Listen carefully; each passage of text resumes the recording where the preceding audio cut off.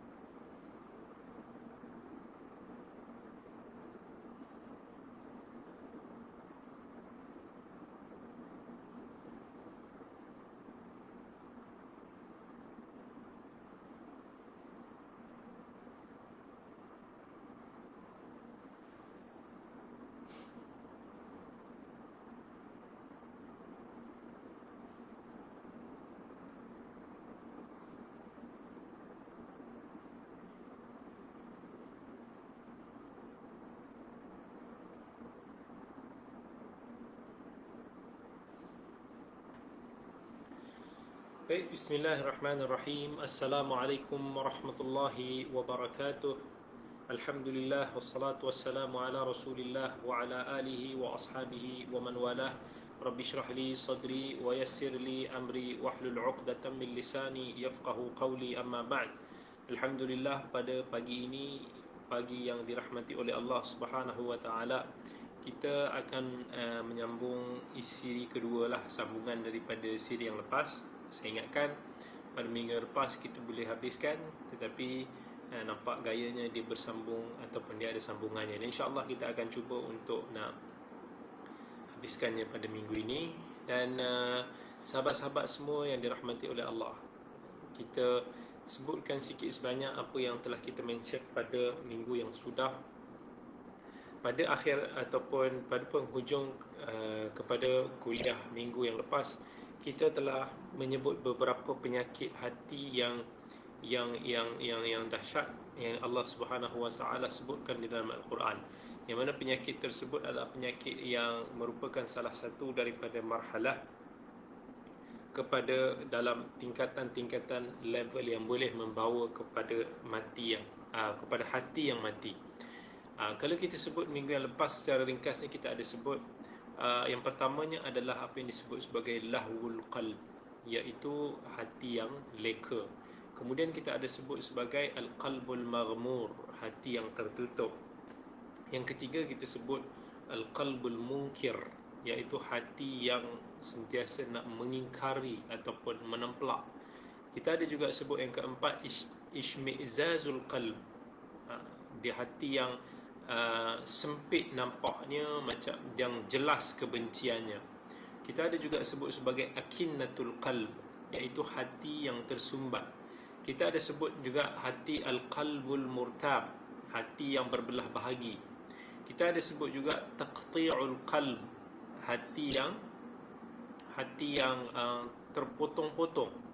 Dan pada minggu lepas akhirnya kita sebut juga aghlifatul qalb, hati yang terbalut. Dan kita ada juga sebut isyrabul qalbi yang kesembilan, iaitu hati yang sebati. Dan tak salah kita ada sebut yang terakhir, yang ke-10 pada minggu yang sudah, al-islaku fil qalb, iaitu kemasukan di dalam hati. Okey, jadi pada hari ini insya-Allah kita akan sambung penyakit ke-11, iaitu penyakit yang berbahaya yang Allah Subhanahu Wa Taala sebutkan di dalam Al-Quran. Yang ke-11 iaitu sarful qalbi. Sarful qalbi adalah hati yang terpaling, iaitu bila mana seorang hamba itu tidak meraihkan huquqillah, tidak meraihkan hak-hak Allah, maka Allah akan palingkan hatinya daripada keimanan dan juga daripada jalan hidayah. Maka apa yang akan jadi? Dia tidak beriman dengan ayat-ayat Allah, tetapi hati dia akan terpaling ke arah syahwat, ke arah kecenderungan perkara-perkara yang Allah tidak redai. Dia akan leka daripada akhirat. Sebaliknya dia akan tenggelam di dalam urusan keduniaan. Yang itulah Allah maksudkan dalam suratul A'raf, a'udzubillahi minasyaitanir rajim. Sa'asrifu an ayati alladhina yatakabbaruna fil ardi bighairil haqq wa in yaraw kulla ayatin la yu'minu biha wa in yaraw sabilar rusydi la yattakhidhuhu sabila wa in yaraw sabilal ghayyi yattakhidhuhu sabila dhalika bi annahum kadzabu bi ayatina wa kanu anha ghafilin. Allah kata, aku akan palingkan hati orang-orang yang sombong, takbur di muka bumi dengan tiada alasan yang benar dari memahami ayat-ayatku yang menunjukkan kekuasaanku. Dan mereka yang bersifat demikian, jika mereka melihat sebarang keterangan ataupun bukti, mereka tidak beriman kepadanya. Dan jika mereka melihat jalan yang membawa kepada hidayah petunjuk, mereka tidak mengambilnya sebagai jalan yang dilalui. Sebaliknya, jika mereka melihat jalan kesesatan, mereka akan terus untuk mengambilnya sebagai jalan kehidupan mereka. Yang demikian itu kerana mereka mendustakan ayat-ayat kami dan mereka sentiasa lalai daripadanya. Kemudian Allah juga menyebut yang ke-11 ataupun hati yang tersekat, hati yang mudah untuk nak berubah, sebagaimana ataupun kita panggil haulul qalb. Yang ini sebagaimana yang Allah Subhanahu Wa Taala firmankan dalam suratul Anfal, a'udzubillahi minasyaitanir rajim.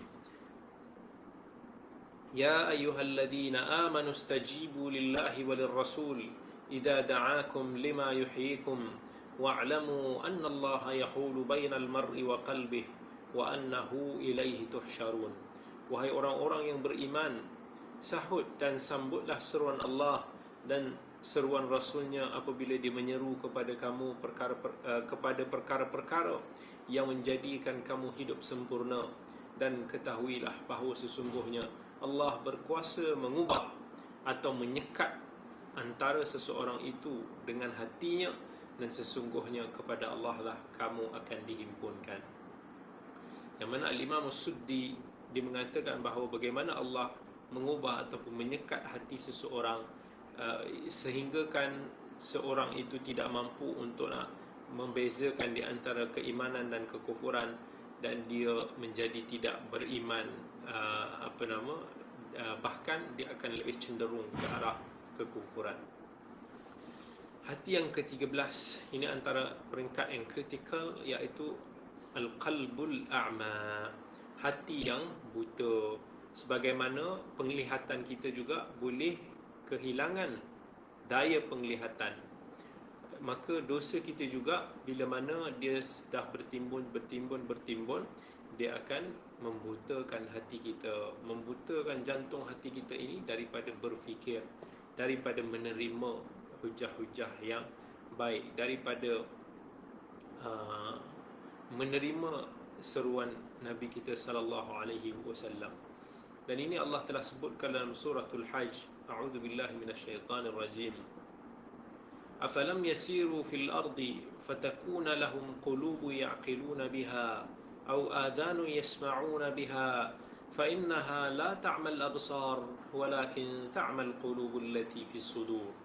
Yang mana Allah kata, tidakkah kamu berjalan di atas muka bumi Allah, lalu kamu memiliki hati yang mampu untuk nak berfikir, ataupun telinga yang mampu untuk nak mendengar, tetapi sesungguhnya Allah kata mereka itu tidaklah buta mata, tetapi ta'mal qulub allati fis sudur, tetapi mereka, hati mereka buta, iaitu jantung hati yang ada dalam dada. Yang ke-14 Allah sebutkan sebagai ar-ranu 'alal qalb, iaitu hati yang sudah diselaputi. Yakni bila kita selalu melakukan dosa demi dosa, bila kita semakin berdegil dengan segala dosa yang kita lakukan, maka tidak boleh tidak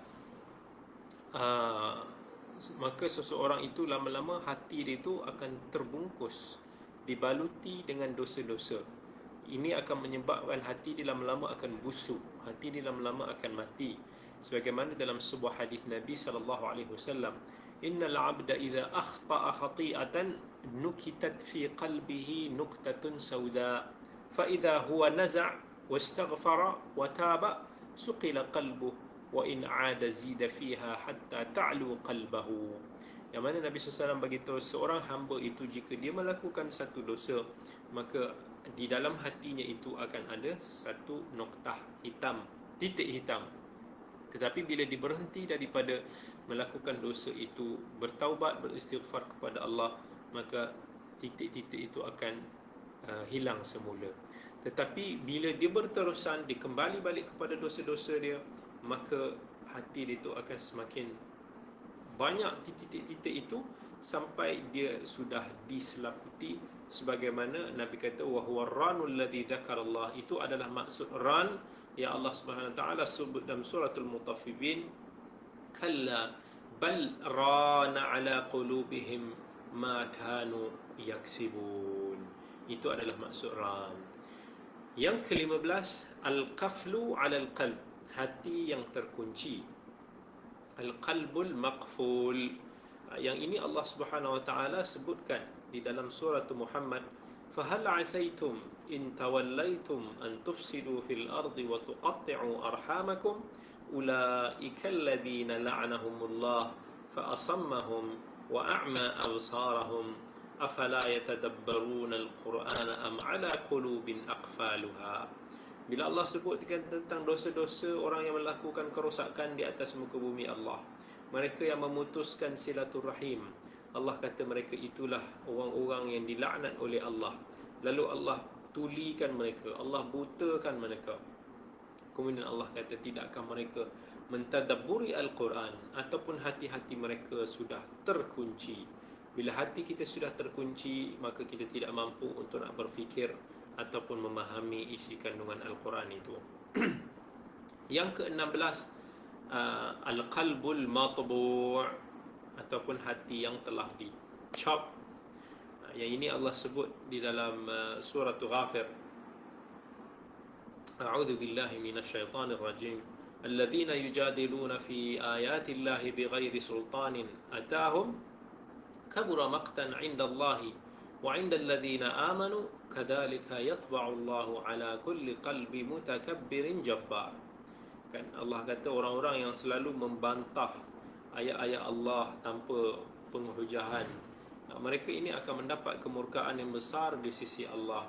Dan Allah kata demikianlah yatba'u Allahu 'ala kulli qalbin, demikianlah Allah akan chop, maksudnya akan bom hati-hati setiap orang yang bungkak lagi jabbar. Yang ke-17, khatmul qalb. Khatmul qalb, dia seperti al-qalbul matbu', dia hampirlah maksud dia. Yang mana Allah menyebutkan tentang al-qalbul makhtum ini sebagai hati yang boleh kata hati yang matilah. Allah sebut dalam surah Al-Baqarah, innal ladzina kafaru sawa'un 'alaihim a anzartahum am lam tunzirhum la yu'minun. Kan orang-orang yang kufur, Allah kata mereka ini sama ada diberikan peringatan ataupun tidak, mereka tidak beriman.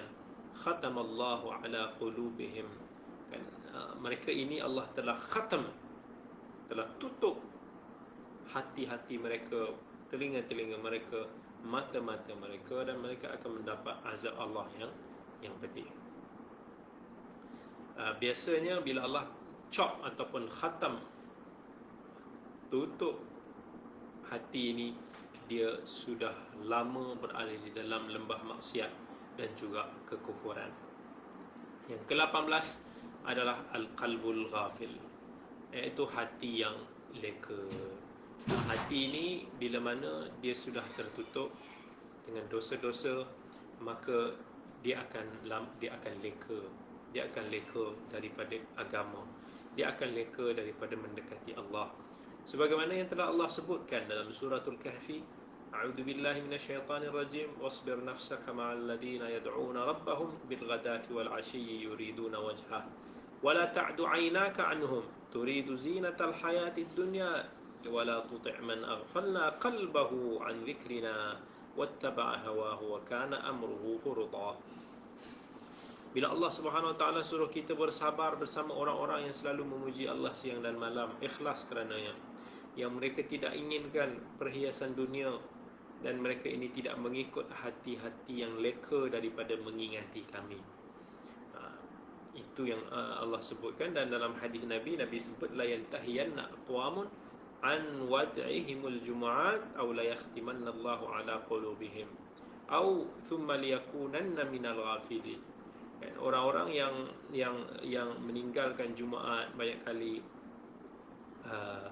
dan of course lah secara tanpa keuzuran, maka Allah akan tutup hati-hati mereka, dan kemudian mereka akan menjadi orang-orang yang ghafil, orang-orang yang lemah. Baik, sebagaimana hati-hati kita ini terdedah kepada penyakit-penyakit, maka begitu juga hati-hati kita ini juga mampu untuk nak mendapat cahaya keimanan, sifat-sifat yang baik.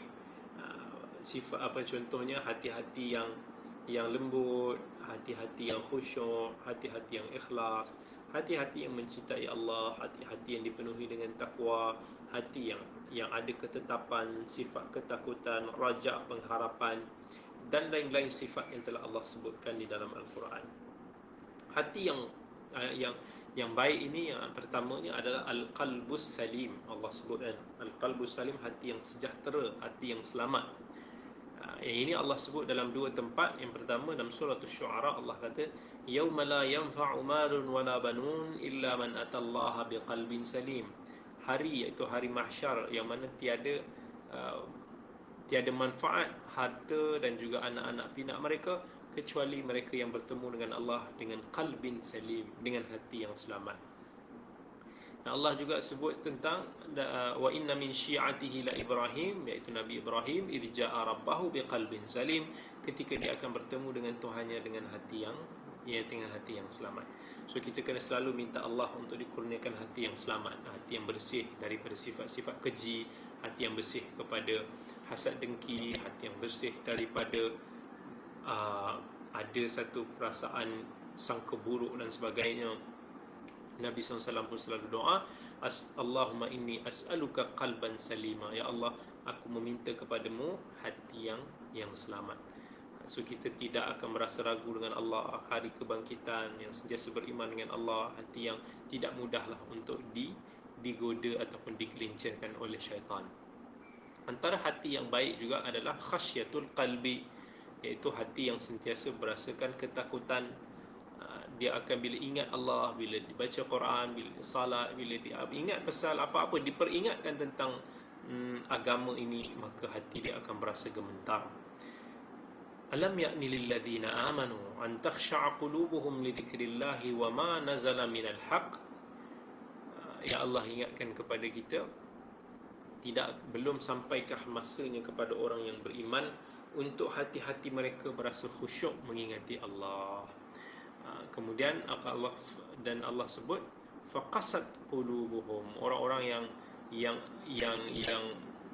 telah diberikan kitab tetapi dia sentiasa mengingkarinya. Allah kata hati mereka ini menjadi keras.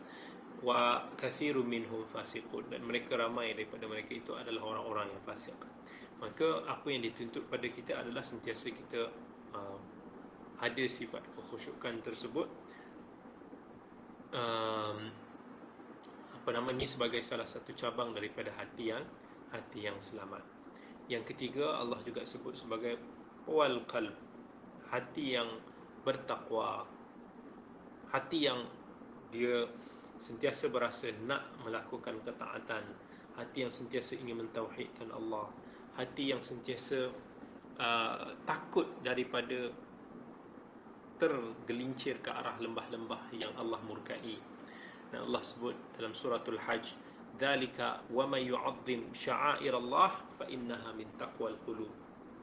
Demikianlah mereka yang sentiasa mengagungkan syiar Allah, dan itu adalah taqwal qulub, hati yang bertakwa. Dan Allah pun sebut lagi, innal ladzina yaghudduna aswatahum 'inda rasulillah ulaika alladzina imtahana Allahu qulubahum littaqwa. Orang-orang yang sentiasa merendahkan suara mereka di sisi Rasulullah, itu adalah orang-orang yang Allah uji mereka dengan ketakwaan hati. Yang keempat, al-qalbul layyin, hati yang lembut.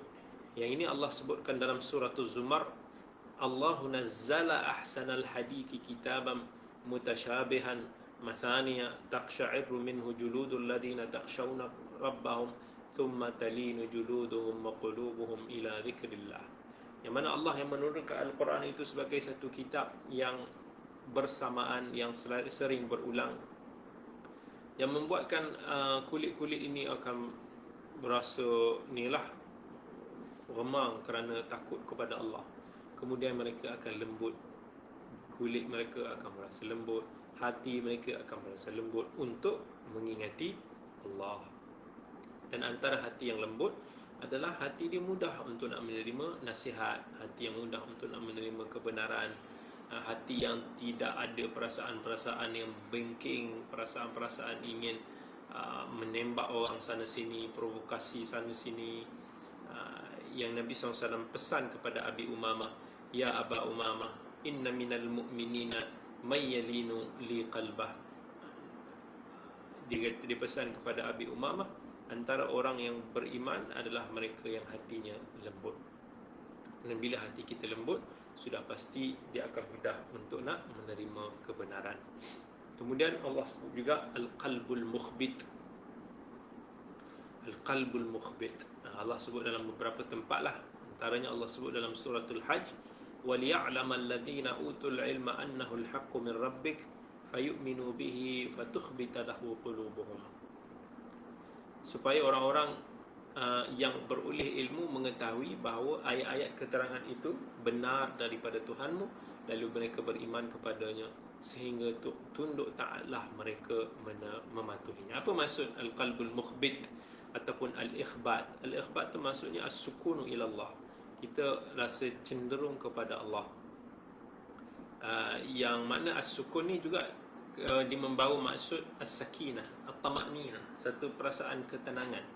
Bila kita dekat dengan Allah, kita buat agama, kita akan berasa tenang. Dan ini tidak akan diperolehi melainkan dengan hati-hati lembut, hati-hati baik yang telah kita sebutkan sebentar tadi. Yang keenam, al-qalbul wajil, wajalul qalb. Maksudnya Allah sebut dalam beberapa tempat dalam Al-Quran. Antaranya Allah sebut dalam suratul Anfal, innamal mu'minuna alladhina idza dzukirallah wajilat qulubuhum. Orang-orang yang beriman ni, mereka bila disebutkan tentang Allah, hati mereka ini akan wajil.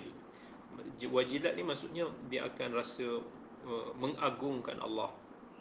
Hati dia akan rasa something like that lah. Merasakan kebesaran Allah sampai mereka merasakan diri mereka kerdiam. Allah juga sebut hati yang baik ini, contohnya al-qalbul munib, hati yang tunduk. Ini Allah sebut dalam surah Qaf, wa uzlifatil jannatu lil muttaqina ghairu ba'id hadza ma tu'aduna likulli awwabin hafiz man khasyar rahmana bil ghaibi wa jaa biqalbin munib. Itu dia, orang ni akan datang dengan hati yang tunduk. Munib ni maksudnya hati yang tunduk. Hati kita bila ditunduk, maksudnya kita banyak tunduk, kita ikut kembali kepada Allah, kita kembali, kita tidak melakukan maksiat, kita tidak leka, maka hati kita akan sentiasa untuk nak mengikuti jalan kebenaran. Allah juga sebutkan hati yang baik ni, antaranya yang ke-8, al-qalbul mutmain, hati yang tenang. Alladzina amanu wa tatma'innu qulubuhum bi dzikrillah, ala bi dzikrillah tatma'innul qulub. Orang-orang yang beriman dan hati mereka ini berasa tenang dengan mengingati Allah, bukankahlah mengingati Allah ni hati kita akan menjadi tenang. Kalau kita lihat dalam Al-Quran pun Allah cerita macam mana Allah ini mencorakkan hati kita ataupun melakukan sesuatu terhadap hati kita. Yang pertama, Allah akan menyucikan hati kita lah. Ini Allah sebutkan, wa may yuridillahu fitnatahu falan tamlika lahu minallahi syai'a ulaika alladhina lam yuridillahu ay yutahhira qulubahum. Suratul Maidah. Allah cerita pada orang-orang yang suka untuk nak melakukan fitnah, yang mana mereka ini Allah tak nak cuci hati mereka. Okey, itu yang pertama. Dan yang kedua, Allah juga boleh menghiaskan hati seseorang itu dengan keimanan. Sebagaimana dalam firman-Nya, walakinnallaha habbaba ilaikumul iman wa zayyanahu fi qulubikum. Allah akan membuatkan seseorang itu cinta kepada keimanan dan menghiasi hati. Maksudnya dihiaskan hati kita dengan keimanan tersebut. Dan yang ketiga, Allah juga boleh menetapkan seseorang itu dalam keimanan. Sebagaimana Allah sebut dalam surah Al-Mujadilah, ulaika kataba fi qulubihimul iman wa ayyadahum bi ruh min. Mereka itu adalah orang-orang yang Allah telah tuliskan, Allah telah tetapkan hati mereka di atas keimanan. Dan kemudian Allah juga boleh masukkan di dalam hati itu perasaan ar-ra'fat war-rahmah, satu sifat kasih sayang. Sebagaimana Allah sebut dalam suratul Hadid, وَجَعَلْنَا فِي قُلُوبِ الَّذِينَ اتَّبَعُوهُ رَحْمَةً وَرَحْمَةً. Dan kami jadikan pada hati-hati orang yang mengikuti petunjuk itu perasaan ra'fah, perasaan rahmah. Iaitu satu maksud kasih sayang lah. Dan Allah juga menyatukan hati-hati, ta'liful qulub. Allah kata, وَاعْتَصِمُوا بِحَبْلِ اللَّهِ جَمِيعًا وَلَا تَفَرَّقُوا. Berpegang teguhlah dengan tali-tali Allah, janganlah kamu berpecah belah. Wadhkuru ni'matallahi 'alaikum idh kuntum a'da'an fa'alafa baina qulubikum fa asbahtum bi ni'matihi ikhwana. Allah ingatkan balik kepada orang-orang beriman supaya bersatu, berteguh, berpegang dengan tali Allah. Janganlah kamu bercerai-berai. Ingatlah ketika dahulu kamu ni dalam keadaan menjadi musuh di antara satu sama lain, lalu Allah satukan hati-hati kamu, lalu kamu menjadi, dengan nikmat tersebut kamu menjadi saudara. Yang keenam, Allah juga mengurniakan ketenangan dalam hati, sebagaimana yang Allah sebut dalam suratul Fatah, huwallazi anzala as-sakinata fi qulubil mu'minin. Dialah yang telah menurunkan ketenangan di dalam hati orang-orang yang beriman, liyazdadu imanan ma'a imanihim, supaya iman mereka itu sentiasa bertambah dan bertambah. Ketenangan itu adalah bila seseorang itu di dalam ketakutan, di dalam kegusaran, maka Allah berikan kelapangan, Allah berikan perasaan hati yang tenang, dan itu semua datang bersama dengan keimanan. Dan Allah juga mengikat hati, rabtul qalb, yang mana Allah sebut dalam suratul Anfal, waliyarbita ala qulubikum wa yuthabbita bihil aqdam. Allah ikatkan hati-hati orang-orang yang beriman. Ketika Allah cerita tentang peristiwa peperangan Badar, ketika itu orang-orang beriman sedang dalam ketakutan, tetapi Allah tautkan hati-hati mereka. Allah juga menguji hati-hati orang, hati-hati hamba-Nya. Sebagaimana Allah sebut, innal ladina yaghudduna aswatahum 'inda Rasulillah ulaika alladina imtahana Allahu qulubahum littaqwa. Demi itu adalah hati-hati yang Allah uji dengan takwa. Itu perbuatan lah, ini kata-kata af'alullah, perbuatan Allah terhadap hati-hati manusia yang Allah sebutkan di dalam Al-Quran. Baik. Jadi bila kita dah sebut tentang penyakit-penyakit hati ni, kita nak pergi kepada penawar dia. So of course kita tak boleh ada penyakit tanpa ada penawar. So kita kena sebutkan penawar-penawar jugalah sikit sebanyak terhadap penyakit-penyakit yang dinyatakan. So di situ kita tengok bila kita tahu bahawa hati ini dia akan sihat dan selamat dengan keimanan. So daripada situ, macam mana kita nak dapat keimanan, iman, cahaya iman itu sendiri, kemanisan iman itu sendiri? Mesti yang pertama sekali dia ada kamalu mahabbatillah. Dia mesti kena ada satu perasaan cinta yang cukup sempurna kepada Allah Subhanahu Wa Taala. Mereka yang lebih mencintai Allah, mereka yang mendahulukan Allah, mereka itu akan mendapatkan hati yang bersih. Sebagaimana dalam surah Al-Baqarah Allah sebut, walladzina amanu asyaddu hubban lillah, dan orang-orang yang beriman mereka itu akan merasakan sangat cinta kepada Allah. So kalau kita nak cinta kepada Allah, rajin-rajinlah baca Quran, rajin-rajinlah tadabbur Quran, rajin-rajinlah mendekati Allah dengan amalan-amalan sunat, rajin-rajinlah untuk nak belajar ilmu agama, belajar tentang sifat-sifat Allah, nama-nama Allah, dan kena merasai satu, kena hati kita ni kena lembut di hadapan Allah. Yang kedua, kita kena ada memiliki sifat ikhlas. Itu yang Allah sebutkanlah, itu kunci kepada segala keimanan.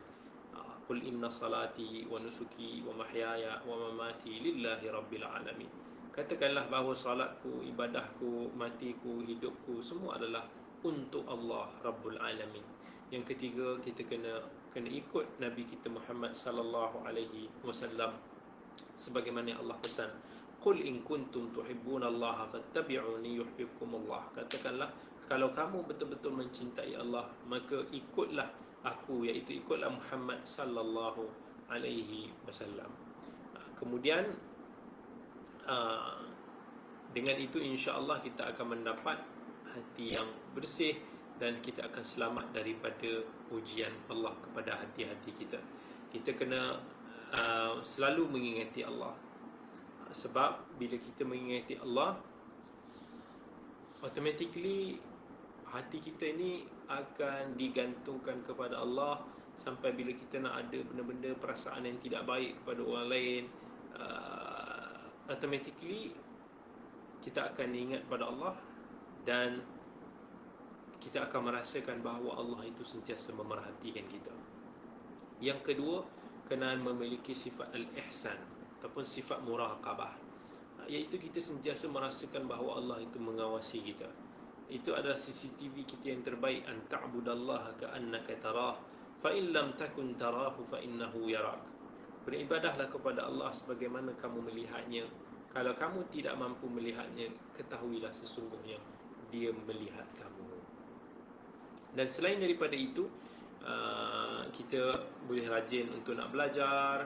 Kita kena cuba memiliki sifat yang taqwa, banyakkan qiyamul lail, banyakkan berdoa, khususnya pada 1/3 akhir malam, banyakkan beristighfar, banyakkan bertaubat kepada Allah, banyak muhasabah diri kita sendiri, melihat kembali kepada cara kita hidup, tentang sedekah kita, pemberian kita.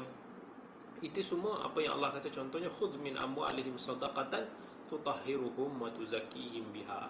Sedekah sendiri pun boleh menyucikan kita, menyucikan hati kita, menyucikan harta kita. Itu semua salah satu bentuk daripada kita macam mana kita nak mendapatkan hati yang bersih. Jadi penawar kepada hati daripada penyakit-penyakit yang telah kita sebutkan itu adalah, key dia adalah kita kena jauhkan hati kita ni daripada dosa-dosa. Kita kena banyak bertafakur tentang kekuasaan Allah. Kita kena ingat tentang dunia yang sementara, dan kita kena tahu bahawa dunia ini hanyalah jambatan kita menuju kepada akhirat. Itu semua kena ada dalam satu keyakinan. Kita kena sentiasa konsisten di dalam ketaatan, dan kita kena mengelakkan daripada perkara-perkara yang boleh merosakkan hati kita. Sentiasa muhasabah dan muhasabah. Sebab manusia bila hati dia dah sakit, dia tak berasan hati dia sakit sebenarnya. Syaitan daripada kalangan jin dan manusia akan selalu untuk nak menitik hitamkan hati-hati kita ni. So nak mengubah daripada fitrah yang suci sampai menedahkan kepada perkara-perkara syubhat, perkara-perkara syahwat dan dosa. Jadi apa yang kita pilih, kita kena pilih untuk menyucikan kita kena pilih jalan yang mana hati kita ni adalah komputer ataupun chip yang kita kata main. Hati kita ni, kata Nabi SAW, ala wa inna fil jasadi mudghah idza salahat salahal jasadu kulluhu wa idza fasadat fasadal jasadu kulluhu ala wahyal qalb. Di dalam tubuh kita ni ada seketul daging yang mana kalau ianya baik, baiklah tubuh kita. Kalau ianya rosak, maka rosaklah tindakan kita. Yang itu Nabi SAW nak bagi tahu kepada kita tentang kepentingan menjaga hati dari segala perkara yang dikeji, seperti meninggi diri, hasad dengki, tak ikhlas kepada Allah. Jadi hati yang baik adalah hati yang dipenuhi kecintaan kepada Allah, al-hub, dan dibenci terhadap segala perkara yang dimurkainya. Hati yang baik adalah hati yang sentiasa mengharapkan syurga dan hati yang takut kepada dosa. Dalam sebuah hadis Nabi SAW, Nabi kata, yadkhulul jannata aqwamun afidatuhum mithlu afidatit tayr. Akan ada sekelompok orang yang masuk syurga, hati mereka seperti hati burung. Hadis riwayat Muslim. Iaitu hadis ini dia menyatakan kelebihan memiliki hati yang lembut, hati yang jernih lagi suci. Sebab hati yang sedemikian akan mudah tersentuh ataupun menangis atau gembira atau bersyukur dengan sekecil-kecil perkara. Hati yang seperti burung itu akan sukar untuk nak berhasad dengki ataupun berburuk sangka ataupun mencari kesalahan orang lain. Hati yang sedemikian akan lebih mudah untuk memaafkan atau sukar untuk menyimpan dendam, ataupun dia sentiasa akan berusaha mencari jalan kebaikan. Jadi kalau kita lihat macam mana Nabi SAW bagi tahu bahawa hati ini dia akan efek kepada tindakan kita dan efek kepada lidah kita juga. Sebab tu orang-orang yang hatinya itu ada masalah, mereka ini contohnya akan selalu mengumpat. Mengumpat ni apa?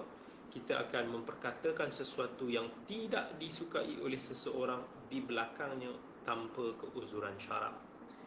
Yang ini Allah Subhanahu wa taala dah berfirman, wala yaghtabu ba'dukum ba'dha ayuhibbu ahadukum ay ya'kula lahma akhihi maitan fakarihtumu.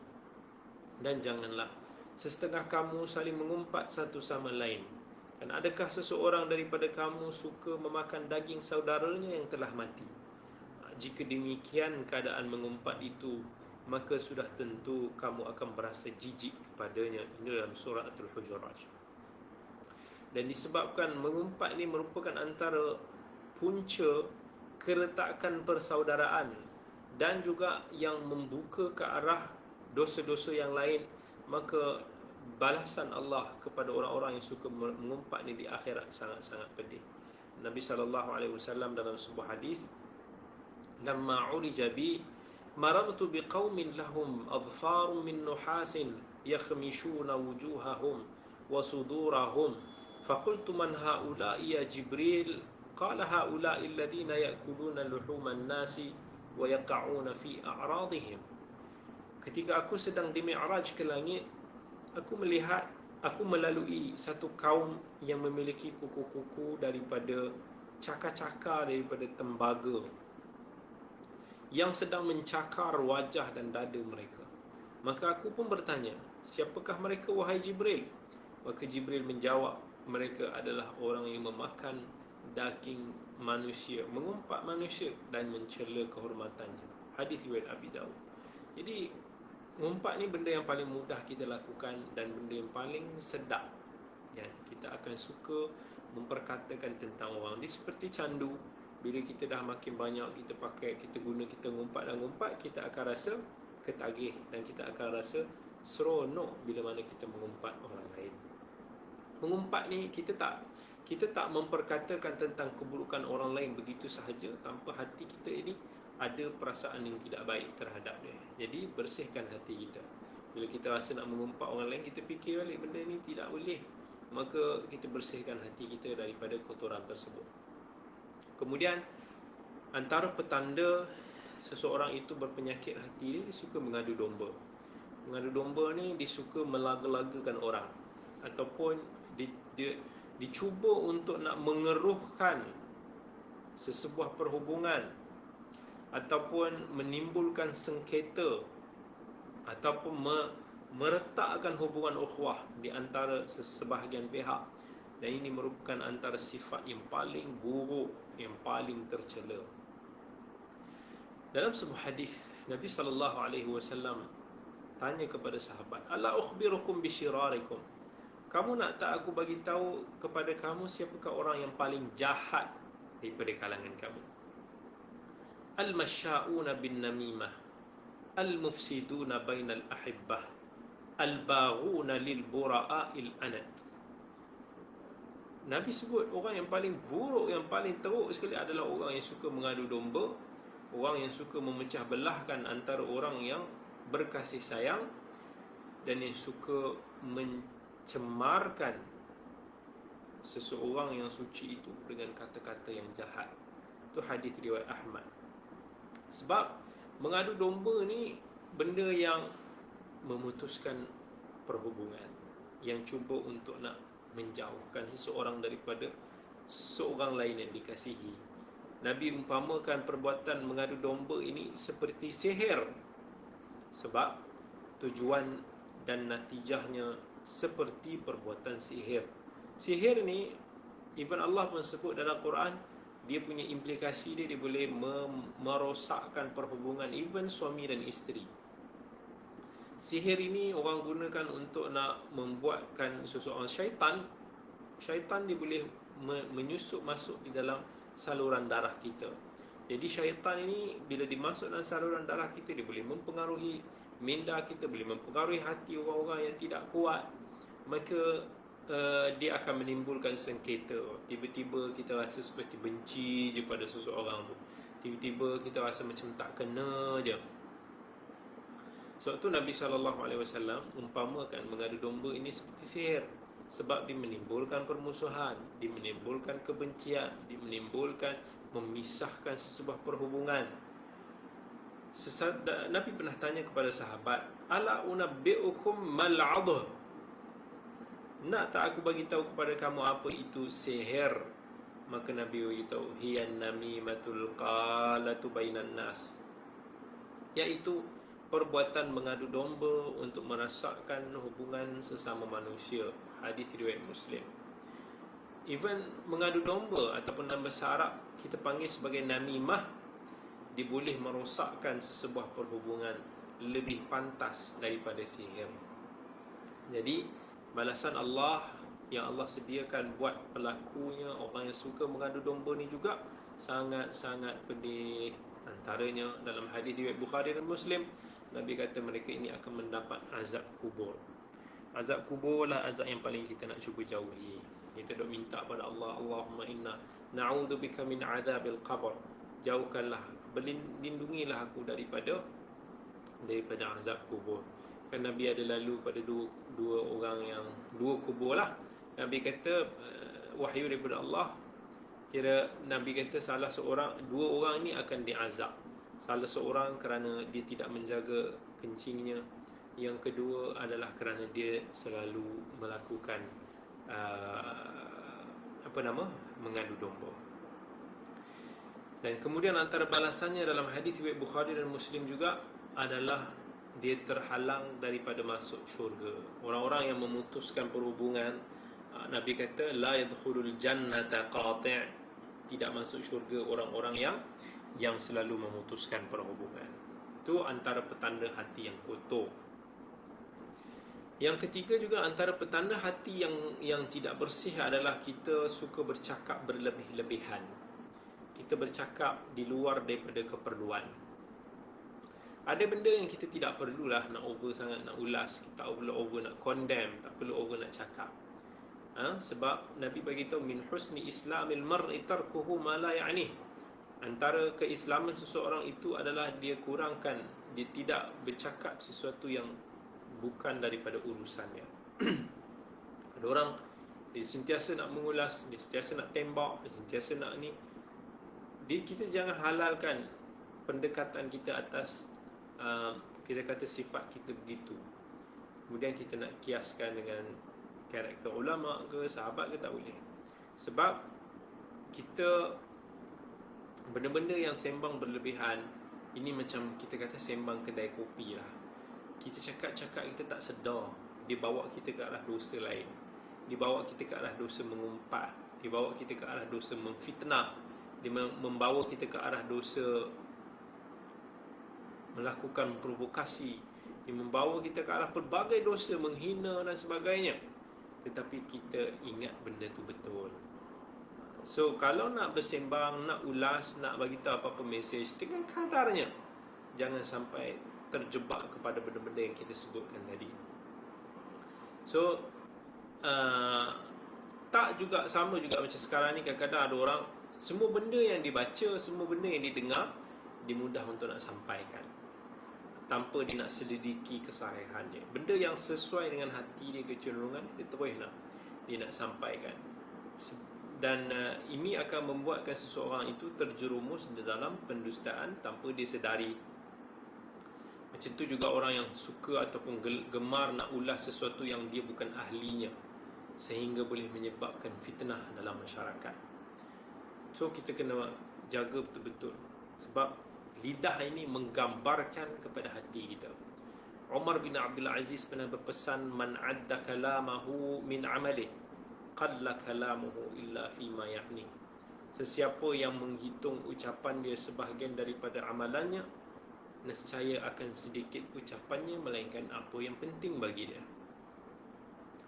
Yang keempat, antara petanda hati orang yang kotor adalah dia selalu disuka, dia banyak duk menipu, dan dia banyak duk apatah lagi fitnah. Fitnah ni lebih dahsyat daripada menipu, sebahagian daripada penipuan, tapi lebih dahsyat.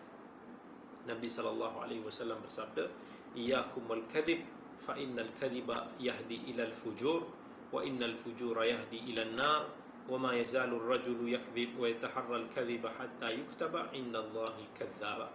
Jauhilah kamu daripada sikap suka berbohong, sebab berbohong akan membawa ke arah perbuatan maksiat, dan kemaksiatan pula akan membawa kepada neraka. Seseorang yang sentiasa berdusta dan mencari-cari pendustaan, kelak dia akan dicatat di sisi Allah sebagai pendusta. Hadis riwayat Bukhari dan Muslim.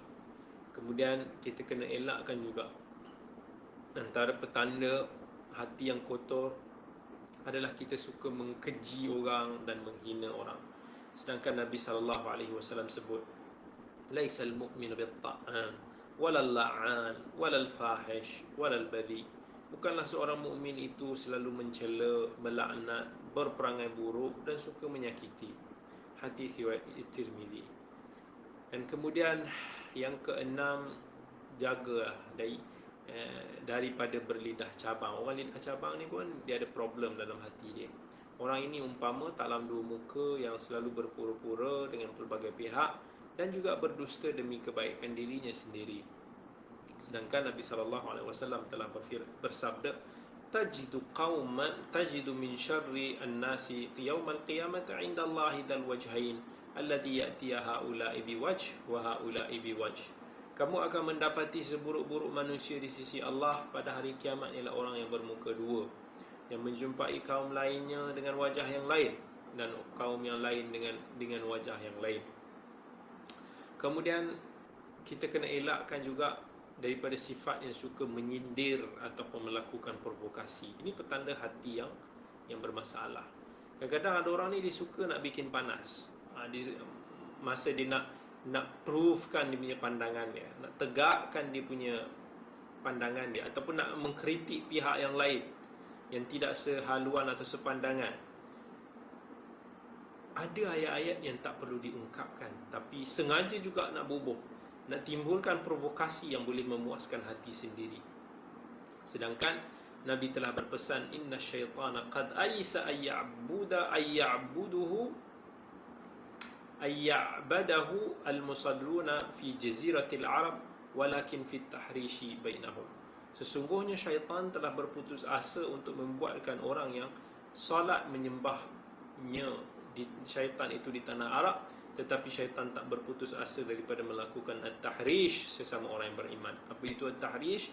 Iaitu kita menimbulkan provokasi, memancing perbalahan, maki hamun yang menimbulkan sangka buruk, fitnah dan permusuhan. Ingat pesanan daripada Imam Syafi'i rahmatullahi alaih, ihfaz lisanaka ayyuhal insanu la yantaghannaka innahu thu'banu kam fil maqabir min qatili lisanihi kanat tahabu liqa'ahu al-aqran. Peliharalah lisanmu wahai manusia, janganlah biar ular itu mematukmu. Berapa ramai di kubur yang sudah terbunuh kerana lisannya, sedangkan ketika dia hidup dahulu mereka ini sangat digeruni oleh orang-orang yang sezaman dengannya. Jadi kita cubalah sedaya upaya kita untuk nak menjaga hati kita, menjaga lidah kita, menjaga tindak tanduk kita. Sebab Nabi dah bagi tahu kita, tadi kita dah sebut, hati kita inilah yang kontrol. Kalau kata hati kita ini rosak, maka dia akan efek kepada apa yang kita ucapkan, dia akan efek kepada apa yang kita lakukan. Bersihkan hati kita, insya-Allah sahabat semua, termasuk saya sendiri, berusahalah untuk nak menyucikan hati kita daripada perasaan-perasaan, sifat-sifat yang madmumah. Moga-moga insya-Allah Allah pelihara kita semua, insya-Allah. Jadi saya ingat sekadar itu sahaja dulu pada pagi ini, insya-Allah. Kita aqulu qawli hadha wa astaghfirullahal azim li wa lakum.